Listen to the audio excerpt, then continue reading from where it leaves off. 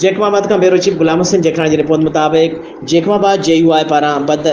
बदअमनी ऐं अॻुवाणनि खे अगवा करण जी कोशिश, तशद्दुद ऐं फुल लूट ख़िलाफ़ मुज़ाहिरो, नारा ऐं धरना 3 ॾींहनि में जवाबदारनि जी गिरफ़्तारीअ ऐं फुर्तियल सामान वापसि न थियो त सख़्तु एहतजाज कयो वेंदो। ज़िले अमीर डॉक्टर AG अंसारी ख़बर मूजिबि जमियत उलमा इस्लाम जे ज़िले डिप्टी जनरल सेक्रेटरी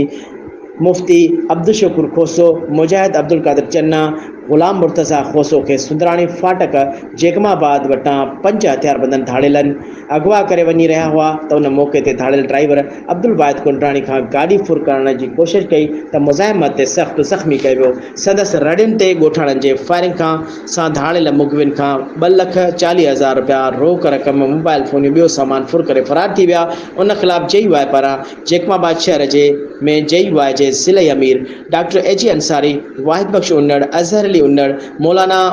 मौला बख्श बखराणी, जॾहिं त ठुल में डॉक्टर ख़लील अहमद खोसो, मौलाना ताज मोहम्मद भट्टी जी अॻुवाणी में जामिया मस्जिद मां मुज़ाहिरा कढिया विया। मुज़ाहिरीन मेन हाईवे ते आबाद में जॾहिं त ठुल में प्रेस क्लब आॾो धरना हणी रोड ब्लॉक करे छॾिया, जंहिं करे कुझु वक़्त लाइ रोड ब्लॉक ट्रैफ़िक मुअतल थी वई। उन मौक़े ते मुक़ररीन चयो त बदअमनी उरूज ते ऐं सिंध में धाड़ियल राज आहे, अवाम आदम तहफ़ुज़ जो शिकार आहे। उन्हनि चयो त अवाम खे तहफ़ुज़ ॾेई बदअमनी जे राकाज़ खे बंदि ऐं JUI जे अॻुवाणनि जे अगवा कंदड़ खे गिरफ़्तार ऐं फुर्तियल सामान 3 ॾींहनि में वापसि कयो वञे, ॿी सूरत में एहतजाज काल ॾींदासीं।